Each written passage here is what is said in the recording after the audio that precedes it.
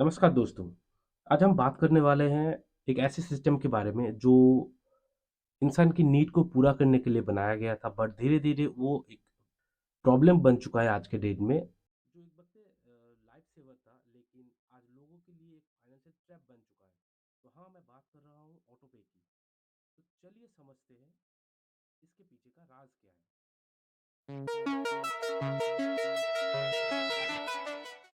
सबसे पहले हम जानते हैं कि ऑटो पे क्या है।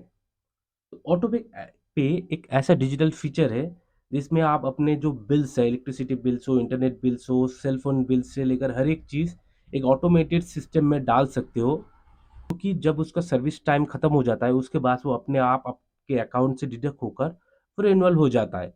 ओटीटीज के लिए ये आपने ज़रूर अभी के टाइम पे नोटिस किया होगा।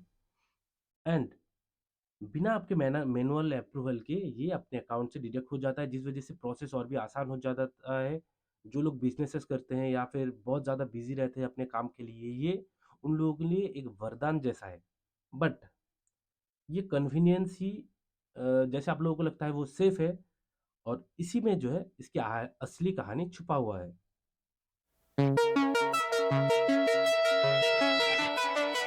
तो शुरुआत में ऑटोपे ने काफ़ी हेल्प किया था। लोगों की ईएमआई, इलेक्ट्रिसिटी बिल से लेकर हर एक चीज़ टाइमली पेमेंट करना। बट मॉडर्न टाइम के जो सब्सक्रिप्शन मॉडल है, उन्होंने ऑटोपे को एक छुपा हुआ पिक पॉकेट जैसा बना दिया है।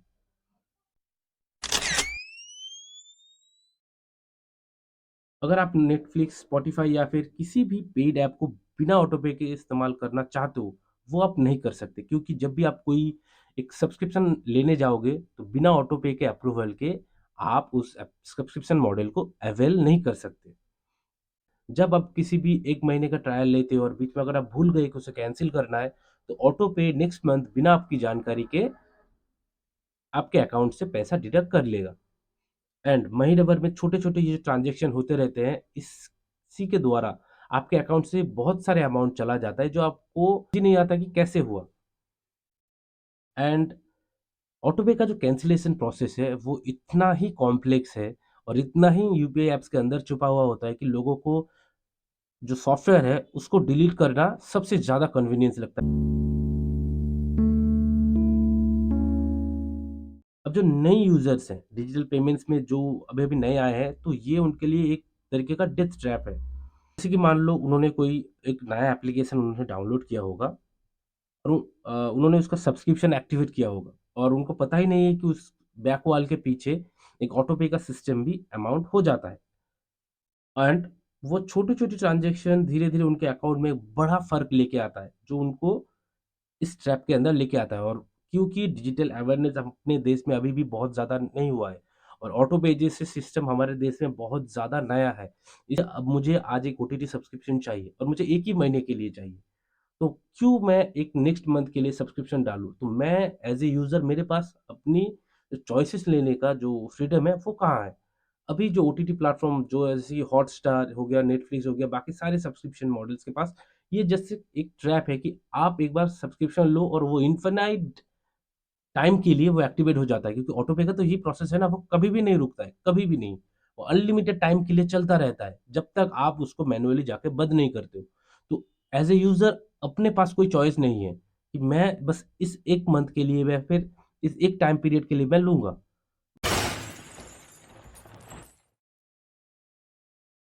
बाकी प्रॉब्लम तो मैंने बताया, बट इसका सॉल्यूशन क्या है?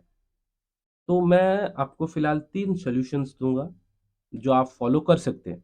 पहला, आप सिर्फ़ एक ट्रस्टेड यूपीआई ऐप इस्तेमाल करेंगे। जो जितने भी एप्लीकेशंस आपको इस्तेमाल करना है, उनमें से किसी एक को आप रेगुलर इस्तेमाल करिए, ताकि सारे ट्रांज़ैक्शन एक ही जगह पे आपको दिख सके और उसी के हिसाब से आप अपना फाइनेंशियल डिसीज़न ले सकें। दूसरी बात, हर 2-3 दिन में बैंक का नोटिफ़िकेशन, ट्रांज़ैक्शन एंड जो यूपीआई ऐप है, उसका ट्रांज़ैक्शन हिस्ट्री आप ज़रूर चेक करिए, ताकि कोई अननेसेसरी ट्रांज़ैक्शन हुआ हो, तो वो आपके नोटिस में आए और आप उसका अगेंस्ट में अपना स्टेप्स ले सकें।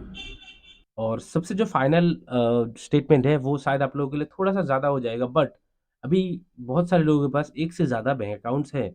फिर भी मैं कहूँगा अपना जो मेन अकाउंट है, उसको कभी भी ऐसे जो नॉर्मल डिजिटल पेमेंट्स है या फिर सब्सक्रिप्शन है, इसमें मत जोड़िए। मैं ये जो लिस्ट दे रहा हूँ, इनमें से कोई एक डिजिटल बैंक आप इस्तेमाल कर सकते हैं। मैं नहीं बोल रहा हूँ कि सिर्फ़ इन्हीं को इस्तेमाल करना है। आप अपने प्रेफ़र के हिसाब से दूसरे बैंक भी इस्तेमाल कर सकते हैं, जिसमें आप उसको एज़ अ सेकेंडरी बैंक इस्तेमाल करेंगे। आपका जो मेन जो अमाउंट है, वो इन अकाउंट में रहेगा, जो मेन आपका प्राइमरी अकाउंट है। बट सेकेंडरी अकाउंट्स में से आप हमेशा ऑटो पे का या फिर कोई भी सब्सक्रिप्शन रिचार्ज हो गया, जो अननेसेसरी जो फ्रीक्वेंट रिचार्जेस या फिर पेमेंट्स होते हैं, आप उनको इस्तेमाल करेंगे इन सेकेंडरी अकाउंट्स में, और इन अकाउंट्स में बैलेंस आपको नॉमिनल रखना है, यानी मिनिमम बैलेंस ही आपको मेंटेन करना है। जब भी आपको इस वॉलेट की या फिर अकाउंट की ज़रूरत होती है, मान लीजिए आप कोई बाहर जाना चाहते हैं, कोई एक्सपेंसेस करेंगे, तो अपने एक्सपेंसेस के हिसाब से छोटा-सा अमाउंट इसमें डाल के रखिए और उसी से आप इस्तेमाल करिए, क्योंकि सेल्फ पेमेंट भी आप इस ऐप्स में कर सकते हैं। बाकी डिजिटल अवेयरनेस हम ऐसे ही लाते रहेंगे आपके लिए, और अपना भी आप थोड़ा-सा ध्यान रखिए। अगर आपको थोड़ी चीज़ों में कोई भी परेशानी होती है, तो अपने आस-पास जो भी लोग जानते हैं उनको दिखाइए, और अगर आपको वीडियो पसंद आया तो वीडियो को लाइक करिए और अपने चैनल को सब्सक्राइब करिए। मैं कोशिश करूँगा थोड़ा-सा रेगुलर होने की, अपनी तबीयत जो है अभी तक ठीक नहीं हुआ है, आपको मेरी आवाज़ से ही शायद पता चल गया होगा। तो मैं कोशिश करूँगा वीकली एक वीडियो डालने की, तो अपने वीडियो जो है ट्यूज़डे 4 बजे हर हफ्ते अभी से रेगुलर आएगा। तो आप बेल नोटिफ़िकेशन भी आप एक्टिवेट करके रखिए। ऐसे सिनेमा, फ़िनांस या फिर ऐसे जो डिजिटल रिलेटेड सारी चीज़ें हैं, मैं लेके आता रहूँगा। तो ट्यूज़डे और 4 बजे मेरे चैनल पे वीडियोज़ आते रहेंगे अभी वीकली हर दिन, क्योंकि मैं थोड़ा-सा मैनेज कर चुका हूँ अपनी चीज़ें। मेरी तबीयत थोड़ा-सा डाउन है, बस वो एक बार फिक्स हो जाए, तो सारी चीज़ें ऑल आउट हो जाएगा। और बट इस चैनल को सब्सक्राइब करिए, क्योंकि ऐसे ही डिटेल जो चीज़ें हैं, हम आपके लिए लाते रहेंगे। Thank you.